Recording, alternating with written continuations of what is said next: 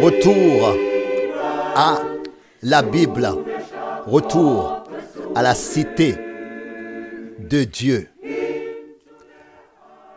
à l'unité du ciel.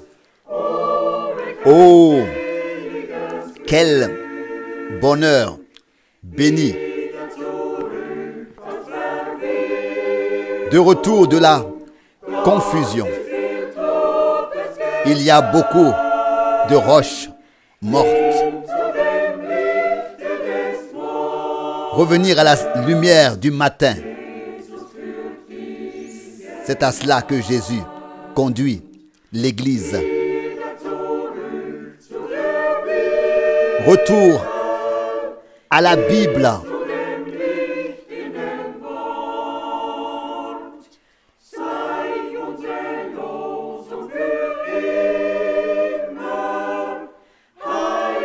Retour à la lumière de la parole, soit notre devise pour toujours. Saint au Seigneur pour toujours. Retour à la Bible qui ne fait que réjouir le Sauveur. Jésus appelle maintenant les siens. Suivez sa voix encore aujourd'hui. Souvent nos pères se languissaient quand ils habitaient à Babel.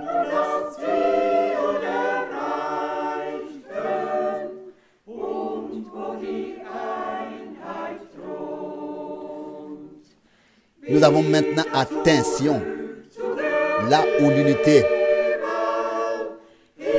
règne. Retour à la Bible, retour à la lumière de la parole, dans la parole. Que cela soit notre devise pour toujours. Saint au Seigneur pour toujours. Retour à la Bible où toute séparation cesse, où toute division cesse. Fuir de Babel à Sion.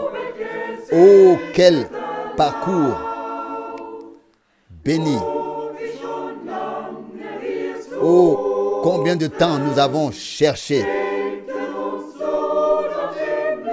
aspirant à la lumière. Mais maintenant, vers le soir, nous l'avons trouvé comme le promet la parole. Retour à la Bible. Retour à la lumière dans la parole. Que cela soit notre devise pour toujours. Saint au Seigneur pour toujours. Retour à la Bible en suivant l'appel du Seigneur. Retour aux paroles du Sauveur auxquelles nous obéissons si volontiers. Ne plus jamais s'éloigner de celui qui nous libère si glorieusement. Nature céleste déjà sur terre. Oh, quelle béatitude.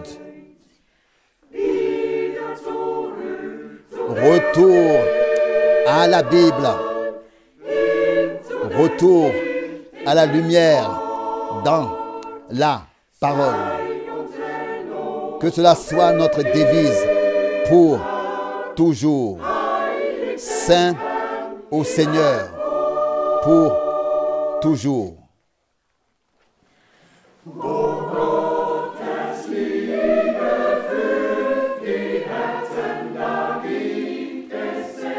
Où l'amour de Dieu remplit le cœur, là il y a une harmonie merveilleuse.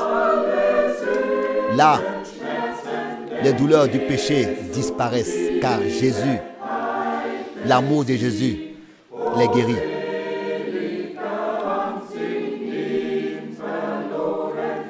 Oh, quelle béatitude de disparaître entièrement en lui.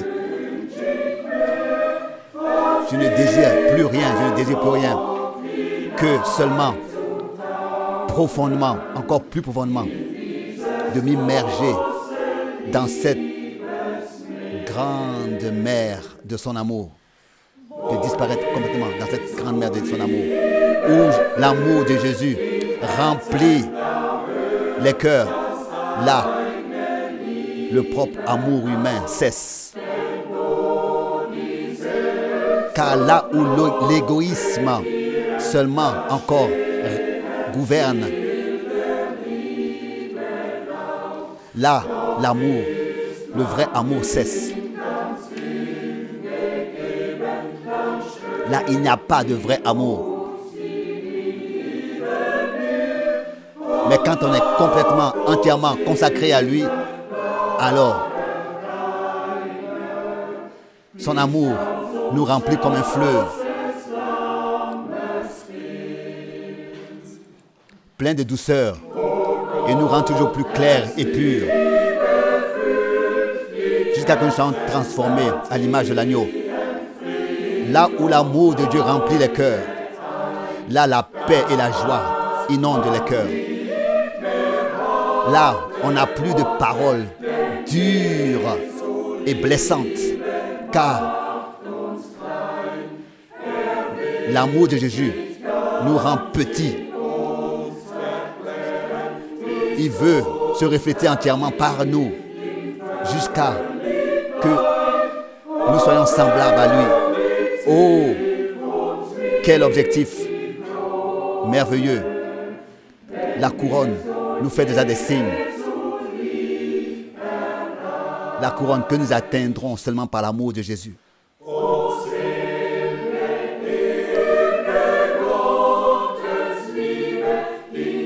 Oh, amour de Dieu éternel, félicité merveilleuse, qui s'est révélée en Jésus.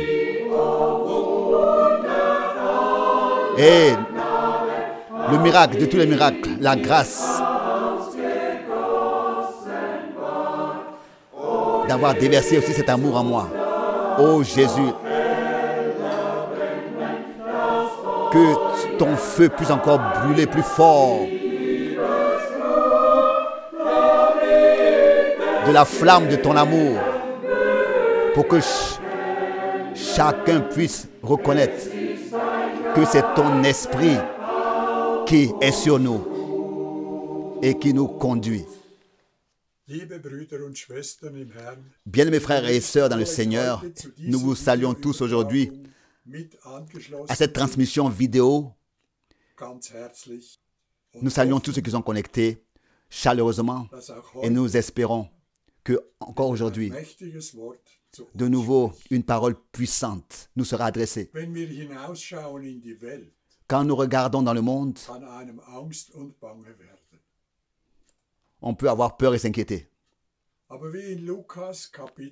Mais comme dans Luc chapitre 21, il est écrit, alors que les disciples demandaient à notre Seigneur, quel est le signe de ton retour? Et le Seigneur a répondu, quand vous verrez toutes ces choses arriver, peste, tremblement de terre, les temps chers, la désobéissance, les guerres et les cris de guerre, alors levez vos têtes, car vous savez que votre rédemption est proche. Nous ne voulons pas nous laisser terrifier par ce qui se passe dans le monde dehors, mais nous voulons nous approfondir dans ce qui nous est donné, c'est-à-dire la sainte et précieuse parole de notre Seigneur, qui est écrite et que nous avons reçue comme nourriture. Nous avons été si richement bénis en nourriture et que nous voulons consommer cette nourriture, la manger et nous laisser préparer pour ce jour glorieux de son merveilleux retour. Pas de peur et ne pas se laisser troubler, mais avoir la consolation, la certitude dans notre Seigneur, la certitude dans notre Seigneur, l'assurance. Que notre Seigneur puisse bénir richement notre bien-aimé frère, le fortifier dans son corps, dans son âme et son esprit, et toujours de nouveau le fortifier, le revêtir, ce dont il a besoin. Et nous remercions de ce que nous pouvons encore avoir la possibilité, l'occasion, par cette transmission, d'être nourris de la nourriture fraîche.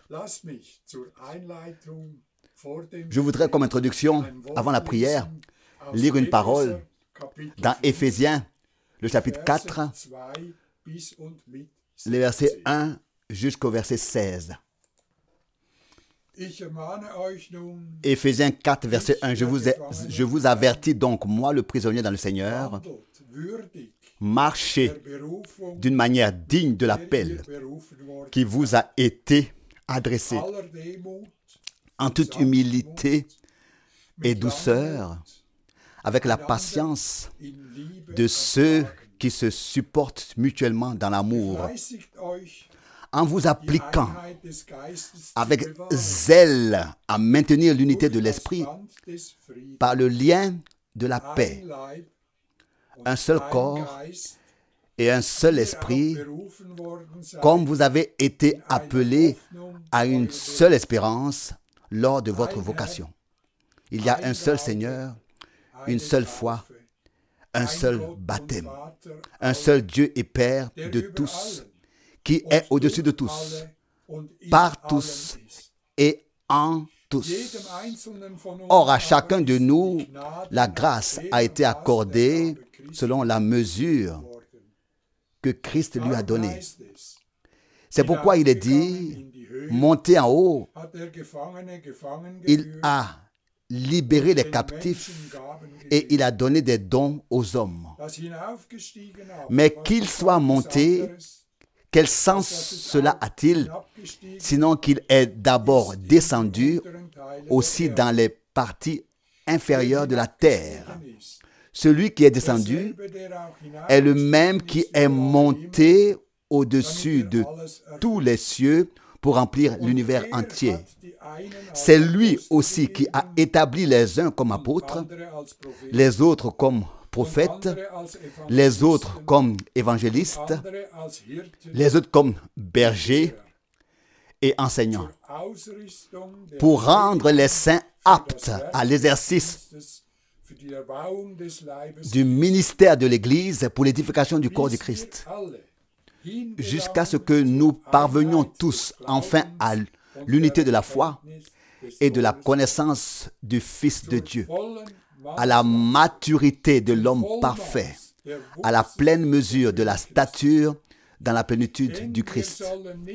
Car nous ne devons plus être restés des enfants, ballottés et agités comme les flots de la mer par tout vent de doctrine, par la tromperie des hommes qui cherchent à séduire par la ruse. Au contraire, en pratiquant la vérité, fidèles au vrai enseignement, nous devons croître dans l'amour pour devenir à tout égard comme lui qui est la tête, le Christ. Car c'est par lui que tout le corps est solidement assemblé et maintenu ensemble, accomplissant par chaque membre qui accomplit son service selon l'efficacité qui correspond à la mesure de chacune de ses parties, la croissance du corps en vue de sa propre édification dans l'amour.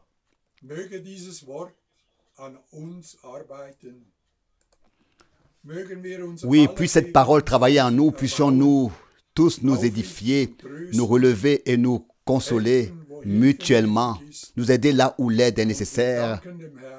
Et nous remercions le Seigneur de nous tenir ensemble sous sa main directrice. Que le Seigneur bénisse cette réunion, qu'il nous fortifie à nouveau en tout et qu'il confirme aussi que sa parole est la vérité. Prions ensemble.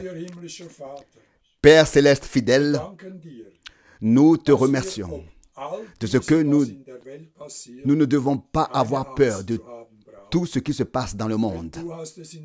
Car c'est ainsi que tu l'as décrit dans ta parole. Et c'est ainsi que cela se passera. Mais fais-nous nous serrer les coudes et nous accrocher à la nourriture que tu nous as donnée, à ta parole de vérité. Nous te remercions, Seigneur, de ta bonté, de ta fidélité chaque jour, de nous revêtir et de nous orienter dans chaque besoin quotidien. Et nous te remercions de nous bénir chaque jour à nouveau. Seigneur, garde-nous dans ton amour, dans ton repos, dans ta bénédiction divine. Et nous t'en remercions. Nous ne remercierons jamais assez pour tout ce que tu nous as déjà donné et pour tout ce que tu nous as encore préparé. Louange, honneur et gloire à ton glorieux et merveilleux nom de Jésus. Amen. Amen. Je voudrais, moi aussi, saluer très chaleureusement tout le monde et souhaiter la bienvenue à cette émission. Nous remercions Frère Scherer pour la précieuse parole qu'il a lue en introduction. C'est tout simplement puissant. Lorsque nous réfléchissons à la manière dont Dieu a pu utiliser les prophètes dans l'Ancien Testament et les apôtres dans le Nouveau Testament pour exposer le conseil de salut de Dieu et en particulier celui concernant l'Église. De sorte qu'il nous suffit aujourd'hui d'ouvrir le livre et d'y lire dans l'Ancien et le Nouveau Testament. Et ce qui est beau, c'est que Paul, dans sa lettre à l'église d'Éphèse, n'a pas écrit à une quelconque dénomination, mais aux véritables croyants. Il pouvait écrire un seul Seigneur, une seule foi, un seul baptême. Il a pu mettre l'accent sur les vérités bibliques fondamentales jusqu'à dire que nous devons veiller à ne pas être ballottés au gré des vents de doctrine,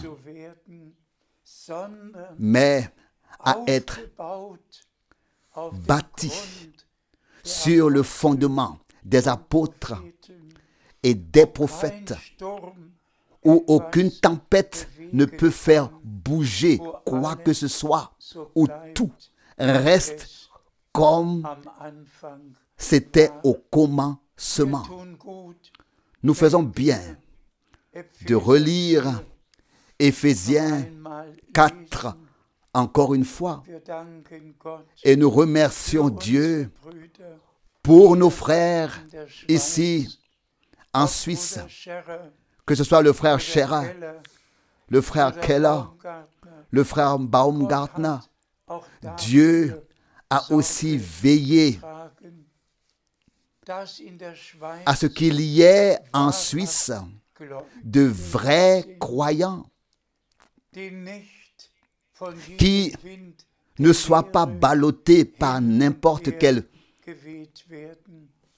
par chaque vent de doctrine, mais qui restent, qui demeurent dans l'enseignement de Christ, dans l'enseignement des apôtres, et qui vivent leur préparation pour le retour de Jésus-Christ. Nous saluons également tous ceux qui vivent en Autriche et dans tous les pays voisins, ainsi que dans le monde entier, et même tous ceux qui vivent jusqu'aux extrémités de la terre. Nous vivons en effet une période particulière. Nous écoutons les informations et nous nous demandons ce qui va encore se passer. Et nous pensons à chaque fois nouvellement à Matthieu 24, en particulier à ce qui est écrit au sujet de toutes les détresses, des guerres et des cris de guerre, de famine, des temps difficiles, des temps chers, des pestes, de tout ce qui arriverait avant le retour de Jésus-Christ.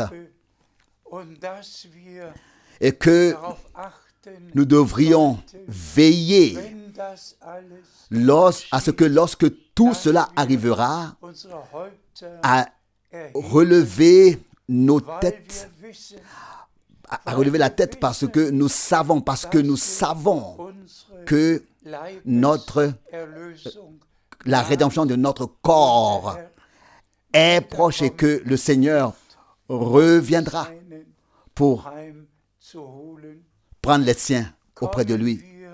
Venons-en directement au thème particulier du retour de Jésus-Christ, notre Seigneur. Nous sommes tellement reconnaissants à Dieu que nous trouvons écrits tous les détails concernant ce qui s'est accompli lors de la première venue de Christ. Et si le docteur Larkin a bien compté, lors de la première venue de Christ,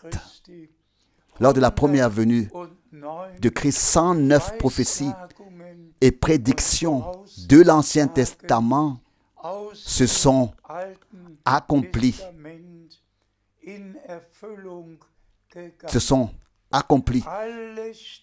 Tout était écrit et tout s'est accompli.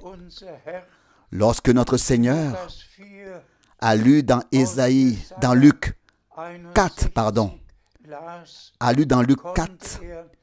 Ésaïe 61, il a pu s'exclamer: aujourd'hui, cette écriture est accomplie sous vos yeux. Il s'agit toujours de l'accomplissement de l'écriture, l'accomplissement de l'écriture. Il en va de même à notre époque. Et nous sommes arrivés à la fin du mois de février et nous pensons au 28 février 1963. Chers frères et sœurs, disons-le avec toute la clarté. Il y a 3 croyances différentes. L'une est la vraie foi. La deuxième est la foi faite. La troisième est l'incrédulité. Et nous devons le dire simplement. Avec Abraham et avec tous les vrais croyants, il ne s'agit pas d'une interprétation ou d'un raisonnement ou d'une explication, mais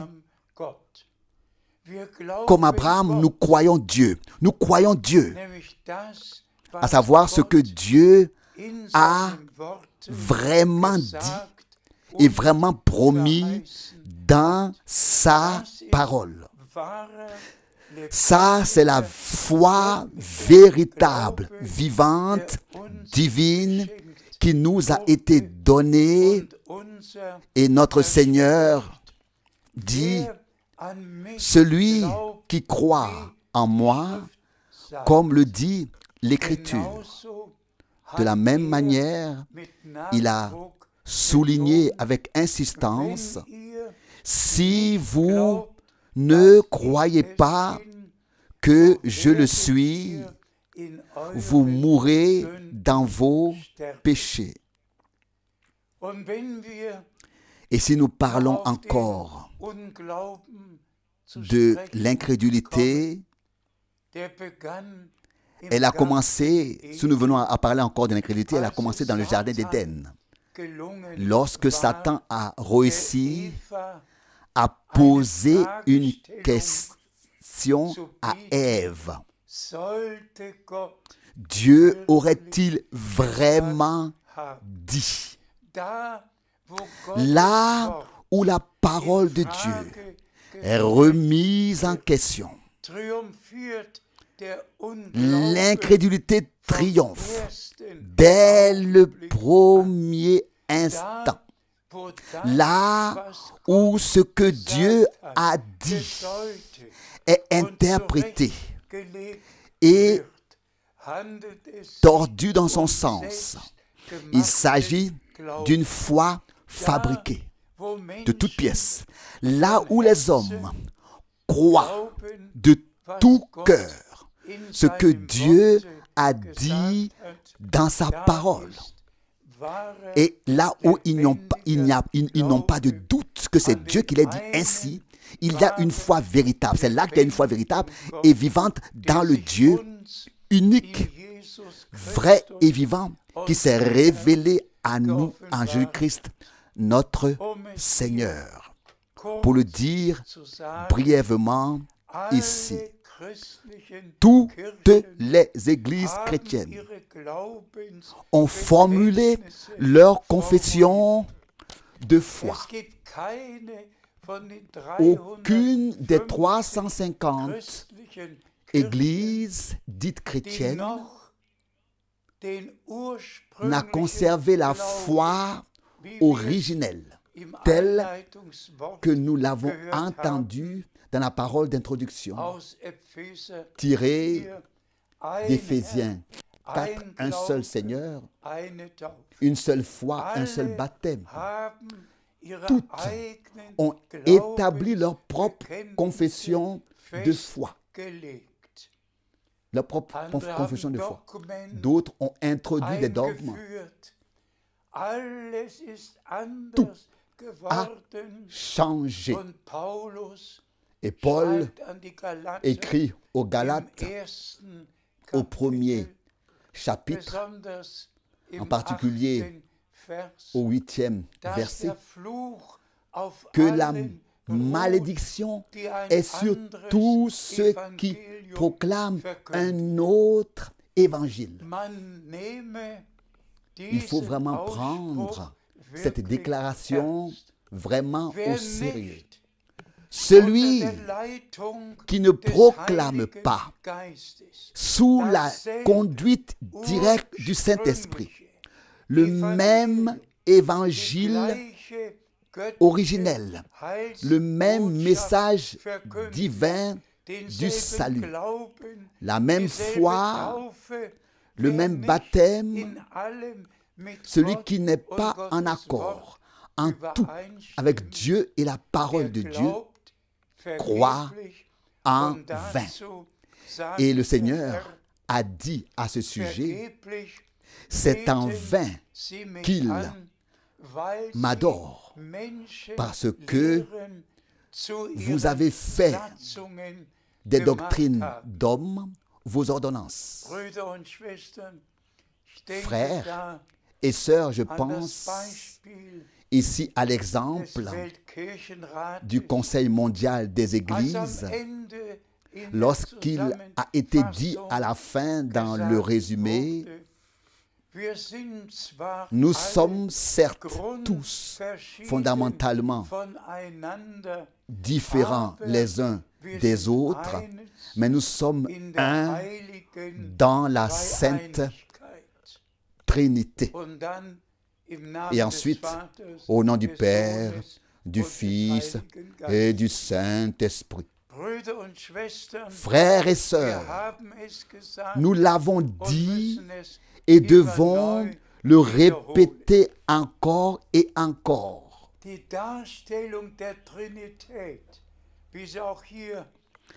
La représentation de la Trinité telle qu'on la voit ici aussi, selon laquelle il existe trois éternels, trois tout-puissants et tout est tout simplement totalement erroné, n'a rien à voir avec Dieu, rien à voir avec le plan de salut.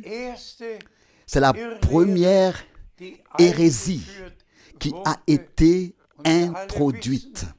Et nous connaissons tous l'évolution après le temps des apôtres, que ce soit par Polycarpe, que ce soit par Irénée, par Martin, par Augustin. Nous savons tous comment cela a suivi son cours jusqu'au concile de Nicée, lorsque de 321 à 325,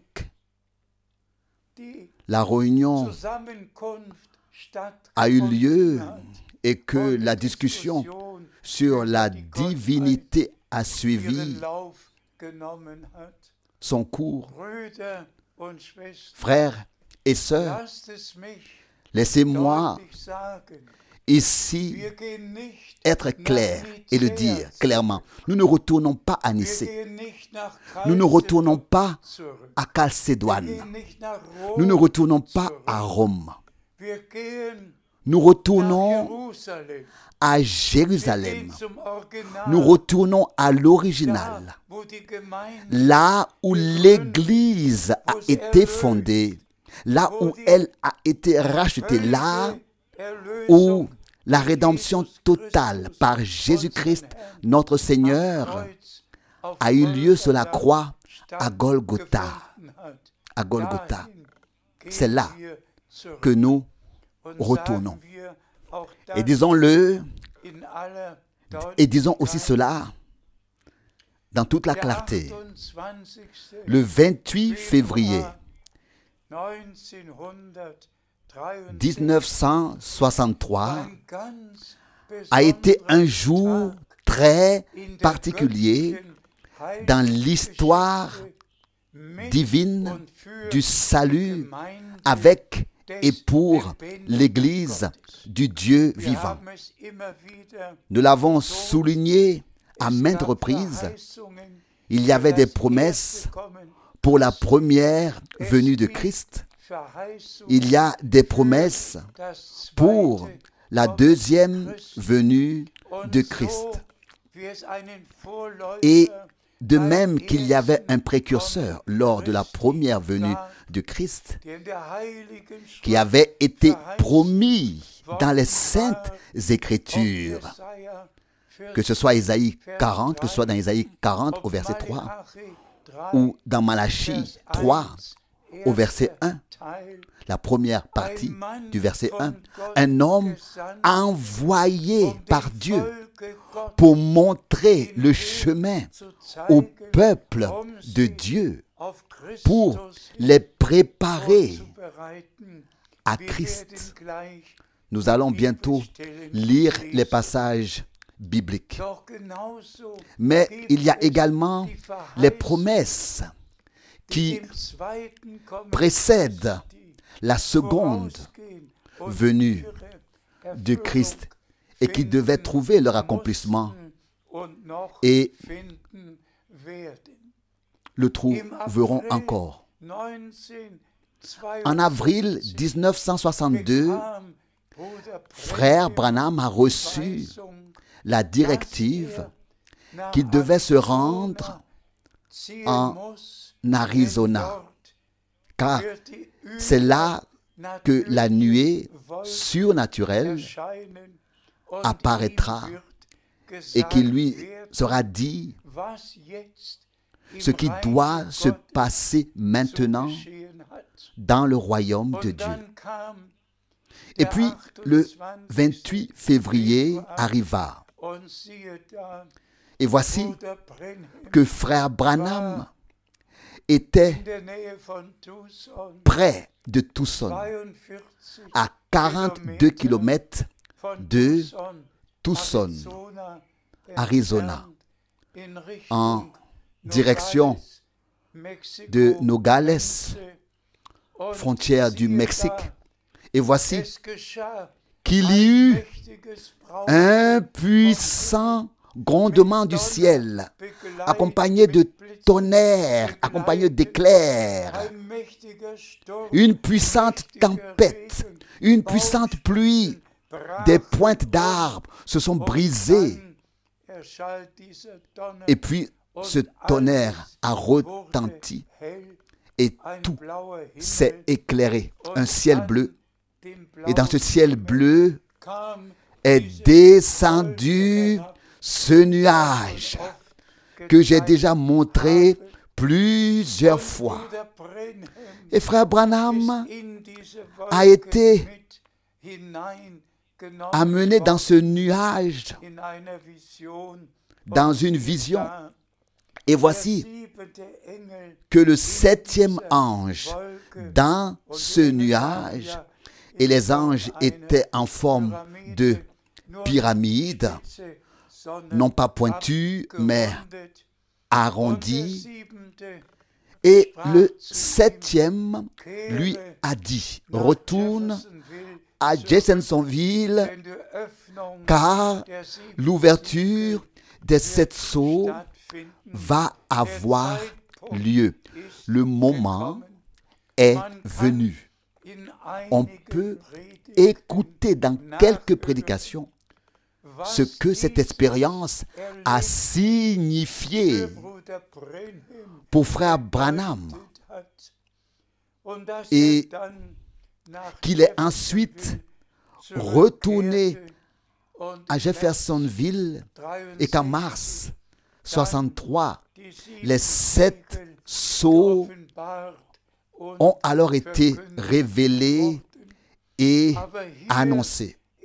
Mais voici le point qui doit être souligné ici. Dès 1933, il a été dit à cet homme de Dieu, de même que Jean-Baptiste a été envoyé avant la première venue de Christ, de même tu seras envoyé avec un message qui précédera la deuxième venue de Christ.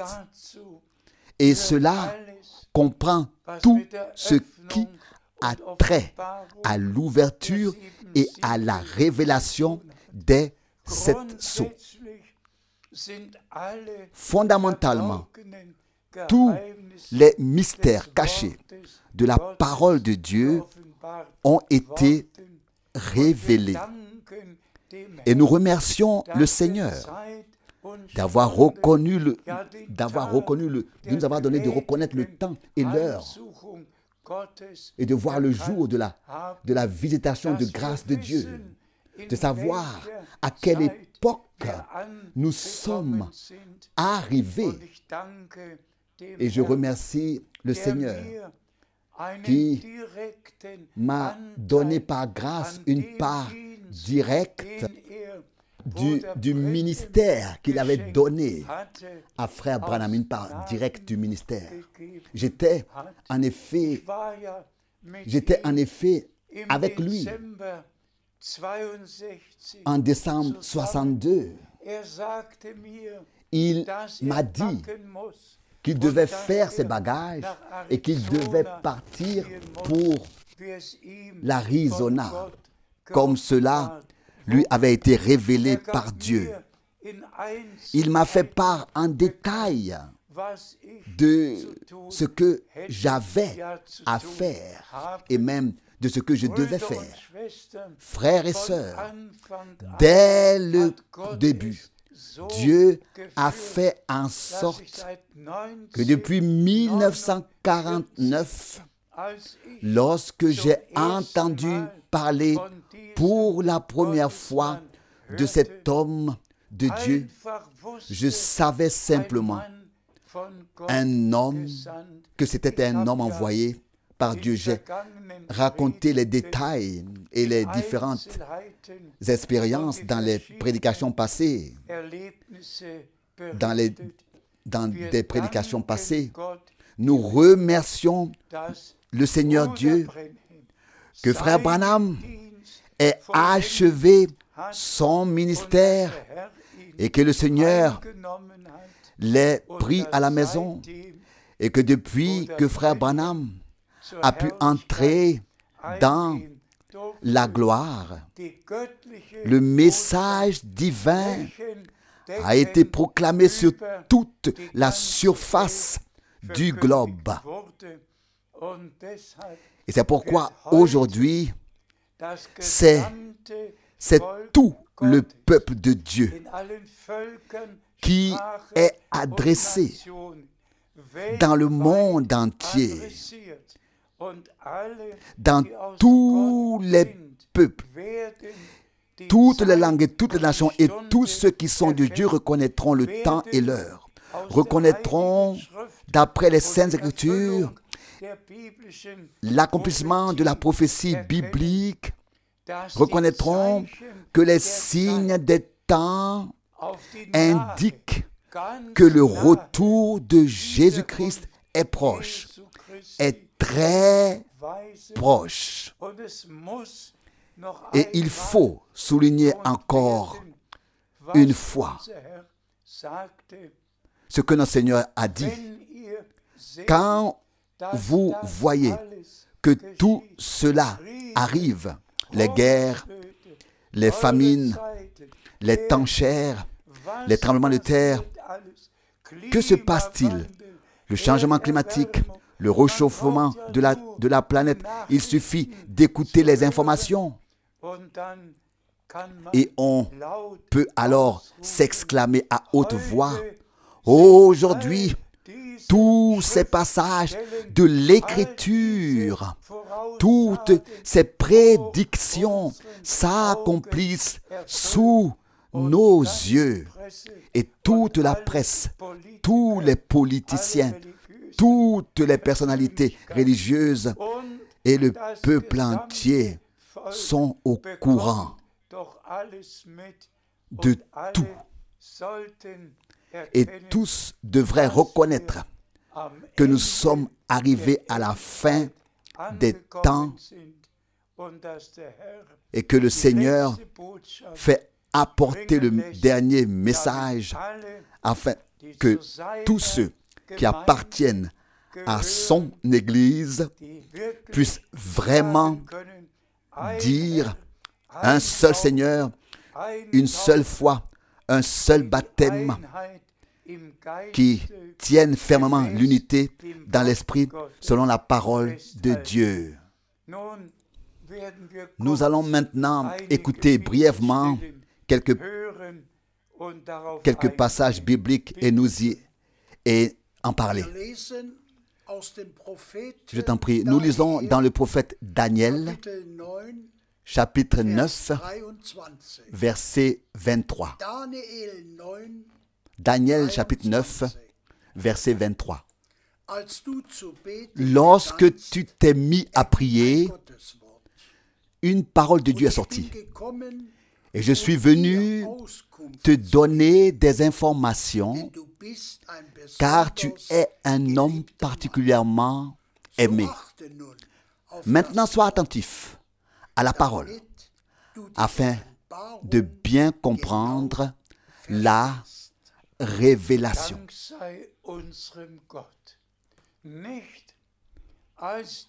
Rendons grâce à notre Dieu, non pas lorsque tu es venu pour discuter, mais lorsque tu as commencé à prier.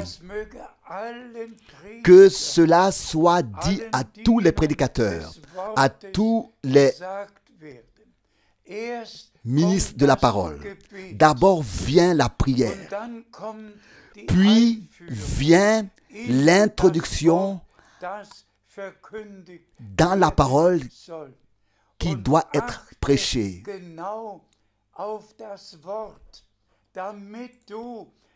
Fais bien attention à la parole afin de bien comprendre la révélation qui est écrite dans la parole. Bien comprendre la révélation qui est écrite dans la parole. Notre bien-aimé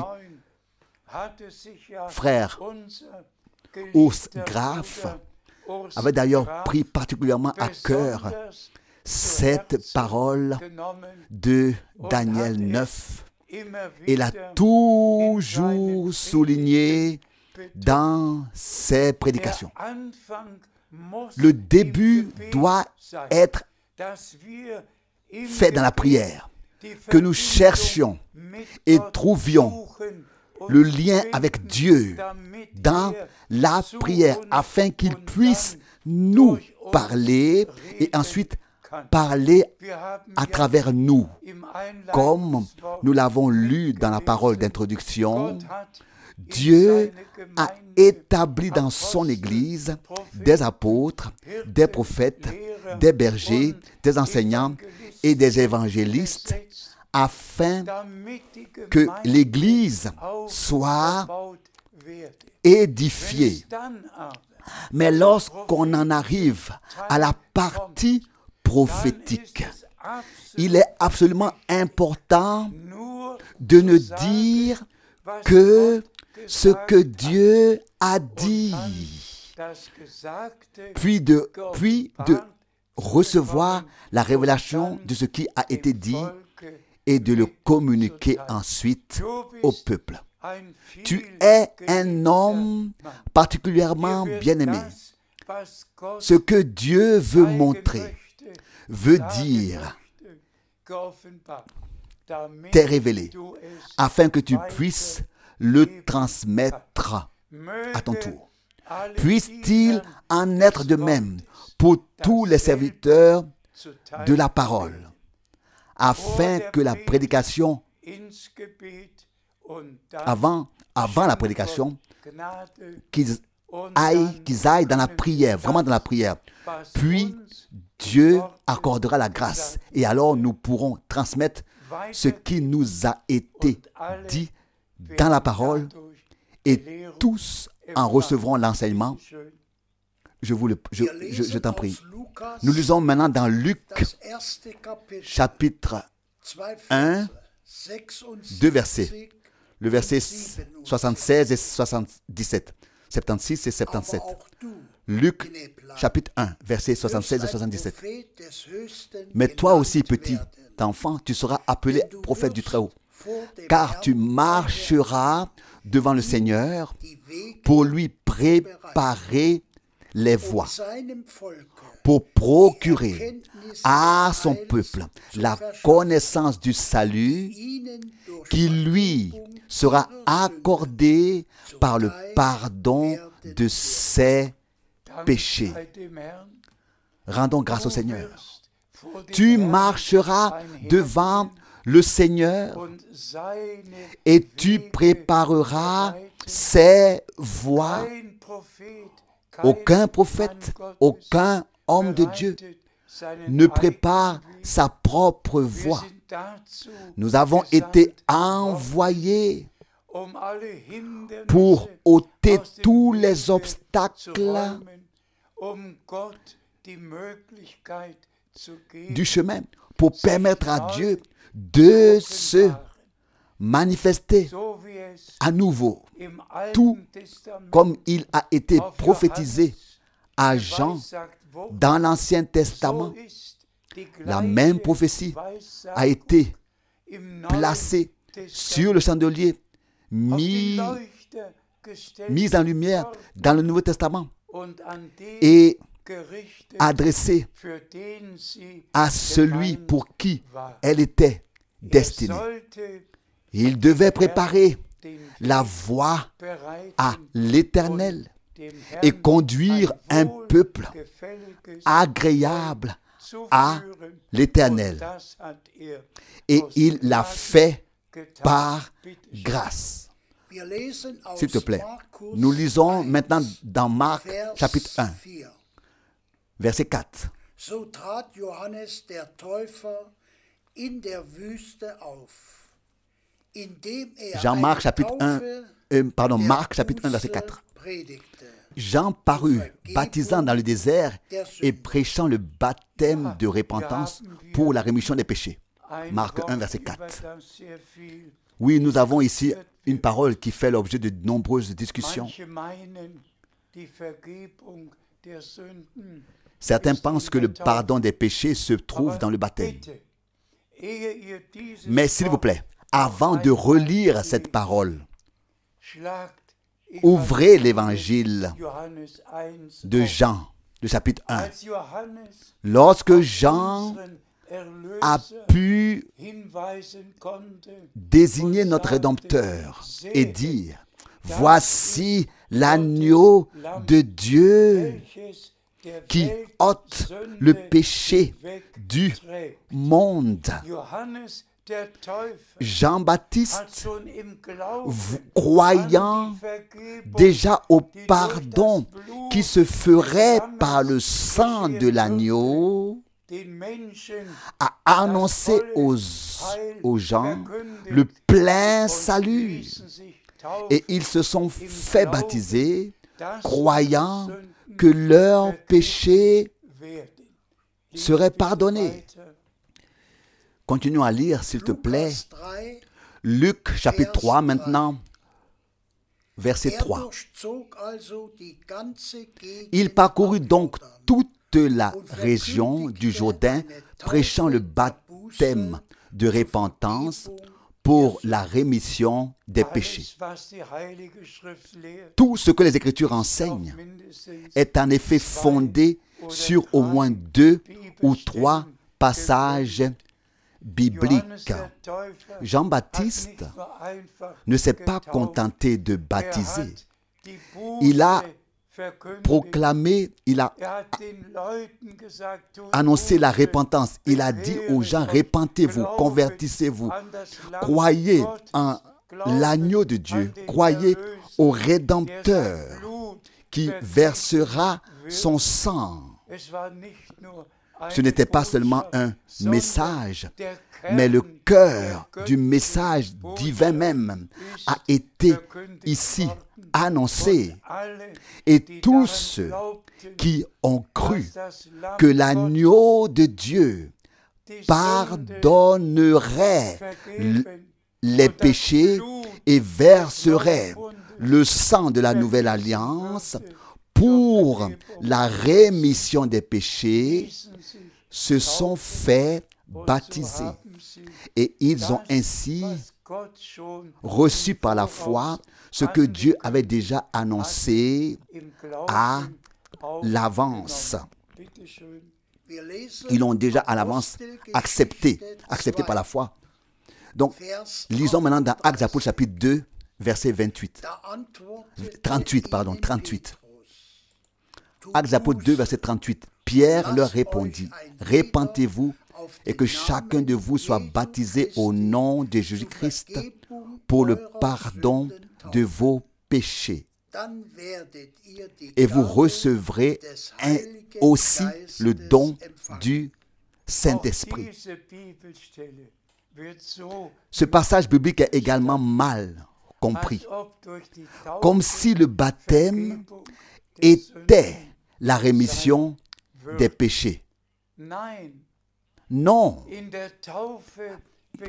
Dans le baptême, nous confirmons que nous avons, donc par le baptême, nous confirmons que nous avons reçu et accepté le pardon et que nous en avons fait personnellement l'expérience.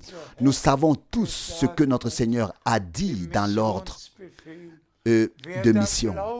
Celui qui croira et sera baptisé sera sauvé.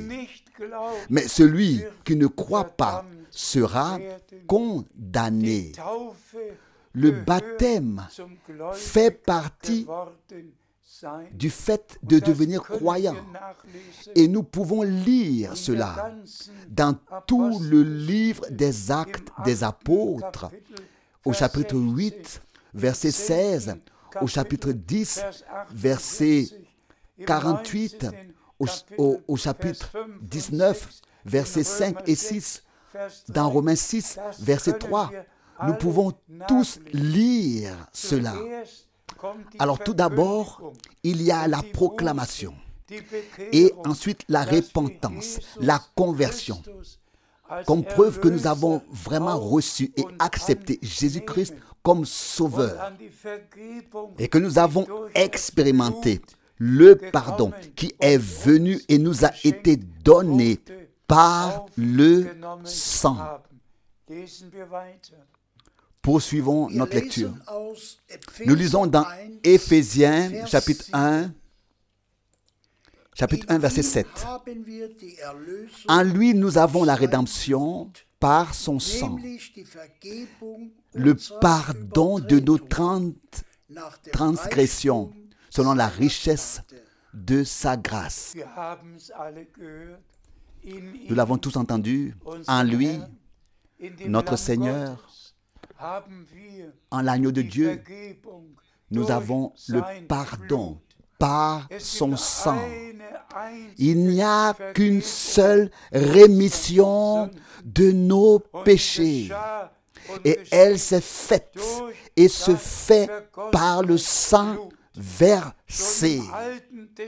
Déjà dans l'Ancien Testament, lorsque le peuple d'Israël a été amené hors d'Égypte, les agneaux devaient être égorgés et le sang devait être appliqué sur les linteaux des portes. Mais ici, nous avons un point très particulier à observer. Lisez ce qui suit. Ce n'est pas le seuil qui a été appliqué par le sang, ou bien alors de sang, mais seulement à gauche et en haut, à droite, sur seuls les linteaux, les cadres de porte ont été appliqués du sang, ou alors ont été peints de sang, car le sang ne devait jamais être foulé aux pieds. Le sang était une protection, le sang était la garantie que l'ange destructeur passerait et qu'aucun des premiers-nés des Israélites ne mourrait. C'est exactement ce qui se passe dans le Nouveau Testament. Le sang ne doit pas être foulé aux pieds. Il doit être reçu et accepté de chacun de nous. Quand je verrai le sang, je passerai en vous épargnant. Dans le sang de l'agneau de Dieu, il y a le pardon des péchés, la réconciliation avec Dieu, le plein salut et la vie éternelle.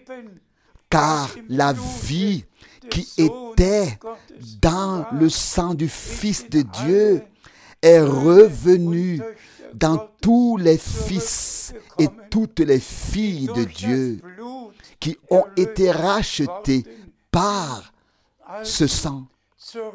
Revenons donc à la proclamation initiale du plein évangile. Chaque chose à sa place. Le sang de l'agneau, le pardon, la réconciliation, la grâce, le plein salut, le baptême, tout à sa place. Et nous remercions le Seigneur Dieu de ce que nous avons vraiment été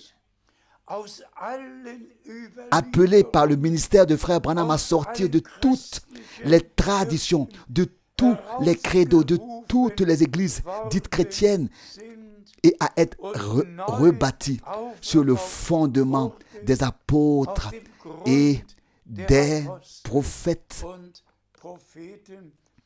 Et disons-le clairement, aussi certain qu'il n'y a vraiment qu'un seul Dieu qui s'est dans le Nouveau Testament, pas dans l'Ancien. Dans l'Ancien Testament, personne n'a demandé, n'a prié à un Père dans le ciel. Il n'y a pas une seule prière adressée dans les 4000 ans de l'Ancien Testament que quelqu'un ait adressé une prière à Dieu le Père, encore moins à Dieu le Fils ou à Dieu le Saint-Esprit. Non. Dans l'Ancien Testament, Dieu a prédit tout ce qui fait partie de son plan de salut. Et ensuite, même, je serai pour lui un père et il sera, je serai pour lui père et il sera pour moi fils. Vous pouvez tous le lire dans 2 Samuel, chapitre 7, verset 14. Vous pouvez tout lire. Tu es mon fils, aujourd'hui je t'ai engendré. Psaume 2 et tous les autres passages.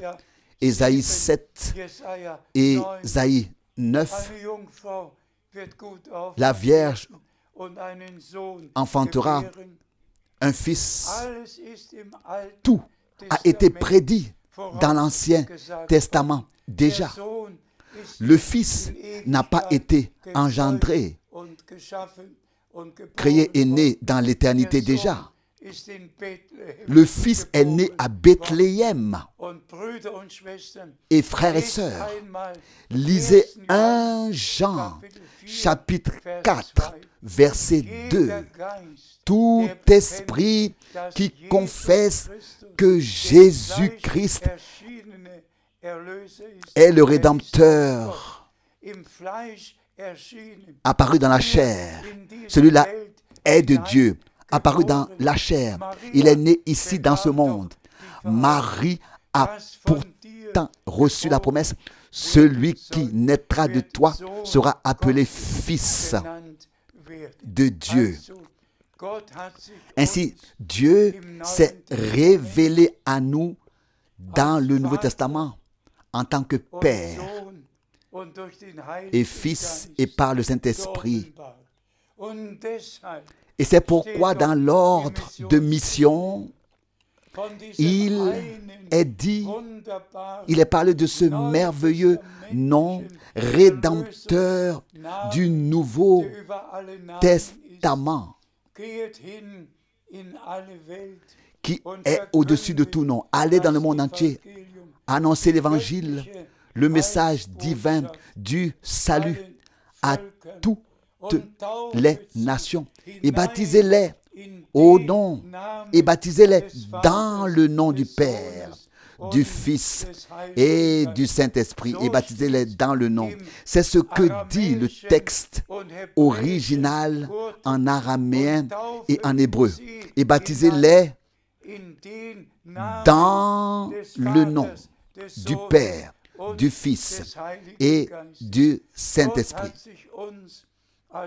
Dieu s'est révélé à nous comme Père dans le Fils et par le Saint-Esprit, dans ce seul et unique nom qui est au-dessus de tout nom. Et nous ferions bien de lire dans l'Ancien Testament et en particulier dans la langue hébraïque ce que signifie ce nom. Ésaïe a dit et son nom sera Emmanuel. Et dans le Nouveau Testament, son nom sera Yahshua. Les deux. Il était Emmanuel. Il était Yahshua, c'est-à-dire Yahvé, Sauveur. Oh, il faut prendre les deux, l'Ancien et le Nouveau Testament ensemble. Frères et sœurs, remercions le Seigneur, notre Dieu, pour cette clarté absolue. Et disons-le clairement, ce n'est que depuis l'an 321 après Jésus-Christ que la doctrine de la Trinité a été inventée et que la formule trinitaire du baptême a été inventée. Et là, les traducteurs qui croyaient à la Trinité ont simplement traduit librement et baptisé-les au nom du Père, du Fils et du Saint-Esprit. Frères et sœurs, le temps est venu où toutes les erreurs, toutes les fausses doctrines ont été mises à nu. Et nous le répétons. Seul celui qui respecte la parole de Dieu dans sa forme originale, qui ne l'interprète pas, mais qui la respecte telle qu'elle est écrite, qui la respecte vraiment telle qu'elle est écrite dans son contexte. Il y aurait encore beaucoup à dire justement à ce sujet. Résumons ce dont il s'agit maintenant. Nous vivons la dernière période avant le retour de Jésus-Christ, notre Seigneur. Tout se passe à notre époque. Toute la prophétie biblique concernant tous les peuples, toutes les langues, tout s'accomplit partout. Partout. Nous l'avons mentionné, que ce soit le changement climatique, le réchauffement de la terre, les famines, les tremblements de terre, tout, que ce soit les guerres, les cris de guerre, tout s'accomplit. Mais dans l'Église du Dieu vivant, le dernier message s'accomplit. Vous, mon peuple, sortez, séparez-vous, ne touchez à rien d'impur. Et cela fait tout simplement partie, je le dis librement et ouvertement. Dieu m'a fait la grâce de consacrer ma vie au Seigneur dès 1948. Puis, j'ai été baptisé dans les 3 titres dans l'Église baptiste. Ensuite, Dieu m'a donné la grâce d'expérimenter le baptême de l'Esprit dans l'Église pentecôtiste en 1949. Mais ensuite, Dieu m'a donné la grâce d'entendre les prédications de frère Branham dans lesquelles il expliquait le baptême biblique au seul nom du Seigneur Jésus-Christ. Qui doit avoir lieu au seul nom du Seigneur Jésus-Christ, comme il le soulignait, et que nous devions sortir de toute erreur, de toute tradition, de tout, nous mettre à part et être sanctifiés dans la parole de vérité. Et puis, je me suis donc fait rebaptiser au nom du Seigneur Jésus-Christ. Cela fait tout simplement partie du processus. Puissent tous les frères et sœurs, et en particulier tous les frères servants, lire cette proclamation si maladroitement présentée, qu'il soit révélé dans les moindres détails combien il est important que nous soyons appelés et conduits hors de la captivité babylonienne qui règne dans toutes les dénominations et que nous arrivions sur le sol saint de la révélation divine, qu'avant de prêcher, nous allions en prière et qu'avant qu'un frère ne commence à prêcher, à partir d'aujourd'hui, s'il vous plaît, qu'il aille d'abord en prière afin que la parole lui soit vraiment donnée et que sous la et qu'il puisse vraiment se tenir sous la conduite directe du Saint-Esprit. Tous les frères qui participent maintenant dans le monde entier à la distribution de la nourriture spirituelle, de la sainte parole révélée, tous se sont fait eux-mêmes baptiser au nom du Seigneur Jésus-Christ. Et tous ceux qui croient maintenant au message divin se font baptiser au nom du Seigneur Jésus-Christ. Je ne veux pas vraiment le dire, mais allez donc dans toutes les églises. Il y a toujours, c'est toujours ainsi au nom du Père, du Fils et du Saint-Esprit. Les gens font le signe de la croix dans la Trinité. Les gens se bénissent eux-mêmes dans la Trinité. Que peut-on dire à ce sujet? Toute l'humanité, y compris toute la chrétienté, a été induite en erreur. Et c'est pourquoi Dieu a dû envoyer un prophète qui a d'abord prié et ensuite la parole lui a été révélée et il a pu ensuite la porter. Donc, que ce soit Jean-Baptiste, il a apporté son message. Nous comprenons bien ce qu'il a prêché. Et puis Pierre, nous comprenons aussi bien ce qu'il a prêché.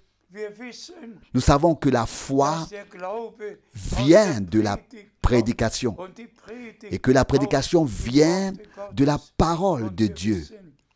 Et nous savons que nous pouvons d'abord croire, que nous devons d'abord croire et ensuite nous faire baptiser bibliquement. Réfléchissez. Je ne dis pas cela pour blasphémer, mais si un ecclésiastique trempe sa main dans l'eau à l'église et applique 3 fois de l'eau sur le front du nourrisson en disant « Maintenant, selon Jean 3, tu es né de nouveau d'eau et d'esprit. » Mon Dieu qui est au ciel, toutes les églises ont trompé le peuple dès l'enfance, de la naissance à l'enterrement. Les gens ont été trompés dans le christianisme. Et ensuite, je devrais me taire. C'est impossible. Que Dieu m'aide et que Dieu aide tous ceux qui sont destinés à être avec le Seigneur dans l'éternité. Ensemble, nous glorifions la puissance du sang, la puissance de la parole, la puissance du Saint-Esprit. Et le Seigneur fera tout bien dans les siens et donnera la perfection par grâce, par une puissante effusion de l'Esprit. Une puissante action de l'Esprit, effusion et action de l'Esprit. À lui, la gloire dans toute éternité. Alléluia, alléluia. Soit à notre Dieu et Seigneur. Que le Seigneur bénisse tous en Suisse, tous en Autriche, tous dans tous les pays voisins et tous dans le monde entier. Au saint nom de Jésus. Alléluia. Amen. Nous nous levons encore pour la prière. S'il te plaît, Père Céleste, nous te remercions de tout cœur pour ta précieuse parole que nous venons d'entendre. Tu nous as aidés, appelés à sortir de tout égarement babylonien. Tu nous as révélé ta parole.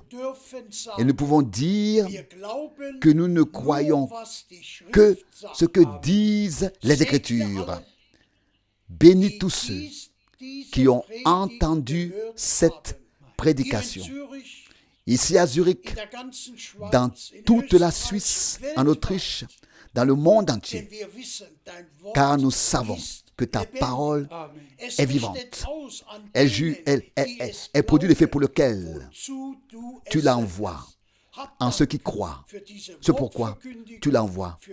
Rends grâce. Je te rends grâce pour cette proclamation de ta parole, pour ta parole, et bénis ton peuple dans le monde entier. Au nom de Jésus. Amen. Amen.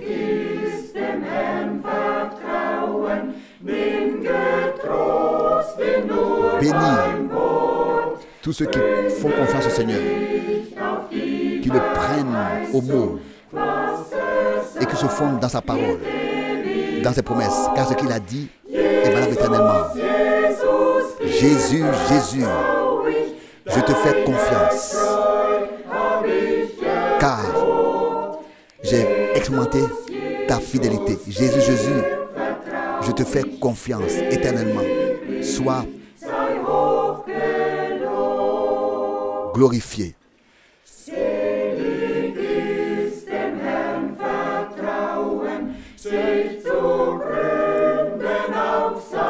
C'est une bénédiction de faire confiance au Seigneur, de se fonder dans son sang, de s'immerger dans la foi profondément dans ce saint fleuve. Jésus, Jésus, je te fais confiance. J'ai expérimenté ta fidélité. Jésus, Jésus, je te fais confiance éternellement. Sois glorifié. C'est une bénédiction que de faire confiance au Seigneur. Être libéré de son propre moi, de son moi, et de recevoir seulement que de sa main paix, joie éternelle. Jésus, Jésus, je te fais confiance. J'ai expérimenté ta fidélité. Jésus, Jésus, je te fais confiance. Sois éternellement glorifié.